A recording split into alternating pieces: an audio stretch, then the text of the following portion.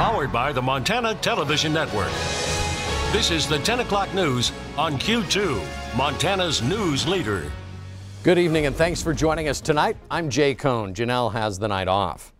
California's fire scene continues to escalate. Thousands of structures have been destroyed, thousands of people displaced. One fire nearly 450 square miles. That's nearly the size of the city of Los Angeles. And now the Mendocino Complex fire, considered the largest in California history.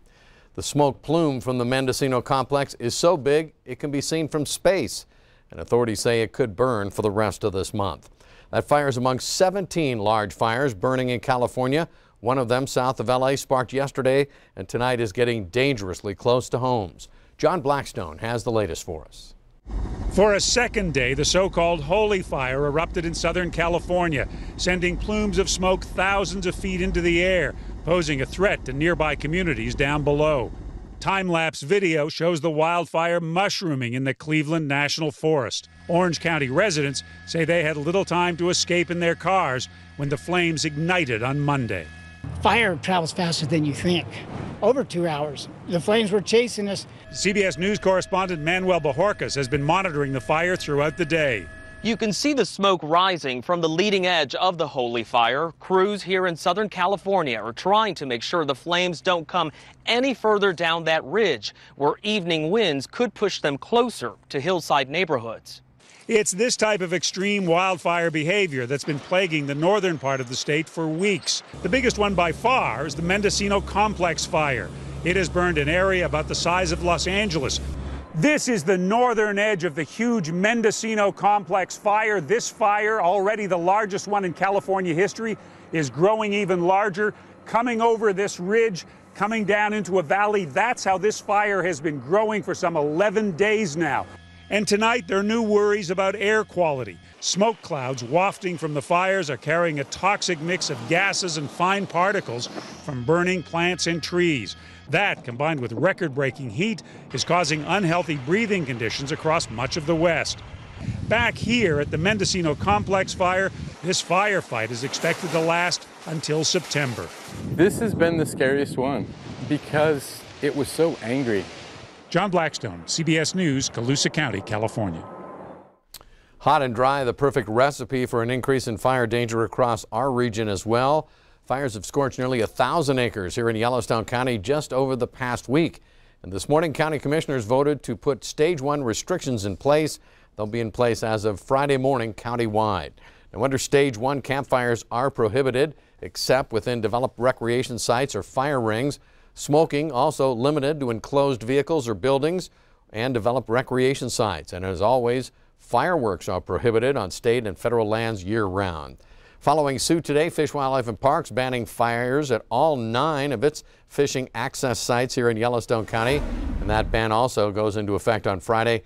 By the way, anyone who causes wildland fire, either intentionally or through negligence, will be held accountable for damage and suppression costs. Good news west of Billings, where the Medicine Man fire is now 100% contained. That as of this morning. Interim County Disaster and Emergency Services Coordinator Kent O'Donnell says the fire scene now has been turned over to the Molt Fire Department, who will be conducting patrols throughout the next few days to make sure nothing flares up. O'Donnell credits the cooler temperatures over the past few days as helping turn the tide against that fire, which ended up burning some 550 acres. On to the weather scene now. Our chief forecaster Bob McGuire joining us here on set with more about the fire outlook this week. Bob, it's not getting any better. Well, we're not going to see any showers or thunderstorms this week, so that hurts. But it's also going to help because we're not going to see any lightning strikes as well. Okay. But let me show you how hot it's going to get. We're going to get temperatures way up into the hundreds. The red line, that's Miles City. The yellow line, that's Billings. And look at that. On Friday, 100 degrees in Billings, 102 at Miles City, 104 on Saturday for Miles City, 100 degrees for Billings. So, but we are going to see a cold front move in, and that could bring us some stormy conditions, gusty winds, lightning strikes on Saturday night into Sunday. That could mean we could see some natural or nature-formed fires develop there. But we want you to prevent wildfires throughout the rest of the week. Take plenty of breaks, stay hydrated, and do not leave children or pets in your cars. And here's some other things to think about when the hot weather hits. Slow down, dress for summer, watch what you eat, drink plenty of fluids and water, stay out of the direct sunlight whenever you can, and also get into air-conditioned places as soon as you can as well. We'll have more in your forecast here in the Billings area in a few more minutes, Jay. All right, thank you, Bob. Well, as the devastating wildfires continue to spread across the western U.S., Congress searching for answers in how to deal with this growing problem. Today, Montana Congressman Greg Gianforte hosting a subcommittee in Hamilton to present ideas on how to deal with wildfire management and to improve it. Gianforte stressed the importance of good wildfire practices, especially given the state's heightened wildfire danger. MTN's Connor McCauley takes us to the briefing. It's not often that Ravalli County has the attention of the U.S. House of Representatives, but today that changed in Hamilton as they played host to Congressman Greg Gianforte and his field briefing on wildfire management. During the field briefing inside the Ravalli County admin building, protesters gathered outside to show their displeasure with the meeting's lack of public input. The public did not have a chance to be heard and have their comments officially entered into the public record for consideration not only by Representative Gianforte but by the entire Congress, because this is a subcommittee and this is should be an attempt to bring in information and then put that forward to the other decision makers. And that simply wasn't done. Inside, Representative Gianforte was joined by 3 officials who all stressed the importance of good wildfire practices, especially with Montana's heightened wildfire danger. Right now, we're at our very highest preparedness level we can have. We're at a preparedness level 5. Preparedness levels go from 1 is low to 5 is high. And Montana is right on the cusp now to starting to see some more of that activity because you're in the drying part of your season now. Ideas were presented by all 3 officials on how to improve Montana's wildfire management. One idea was to increase the amount of available fire crews. That is a lack of skilled, we do have a lot of skilled people out there, the agency does, but there has been a drain and there is a real capacity of personnel to do the job. Officials would also like to see less federal regulations that limit preventative projects in the area. Local Forest Service decision makers should have more flexibility in the use of categorical exclusions. The current CE guidelines are too restrictive and narrow in scope.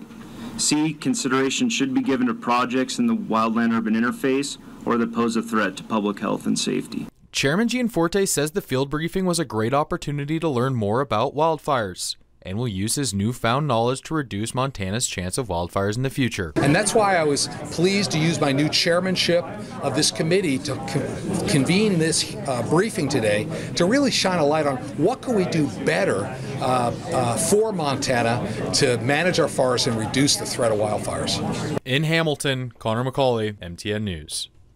Switching gears now to the economy. Montana's economic growth in 2018 is focused on a strong Bozeman and Missoula market. Yellowstone County and the eastern third of the state pretty much stagnant.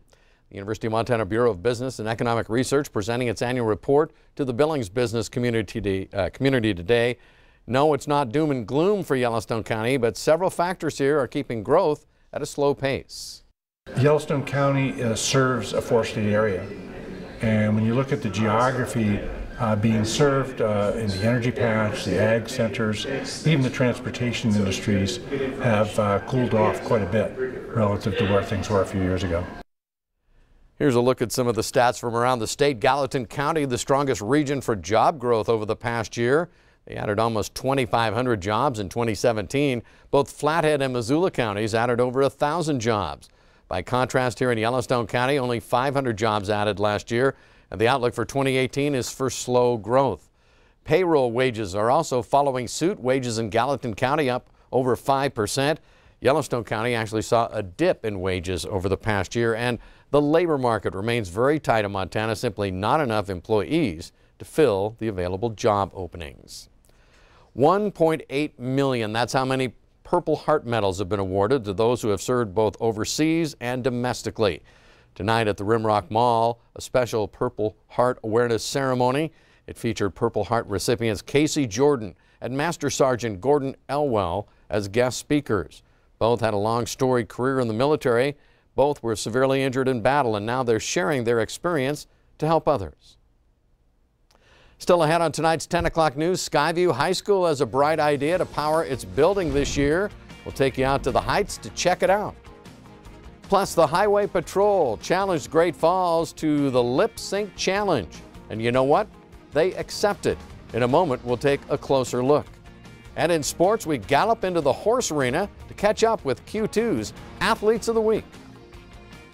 You're watching MTN News with Jay Kohn and Janelle Slade. Storm Tracker weather with Bob McGuire. And sports with Scott Green. This is the 10 o'clock news on Q2, Montana's news leader.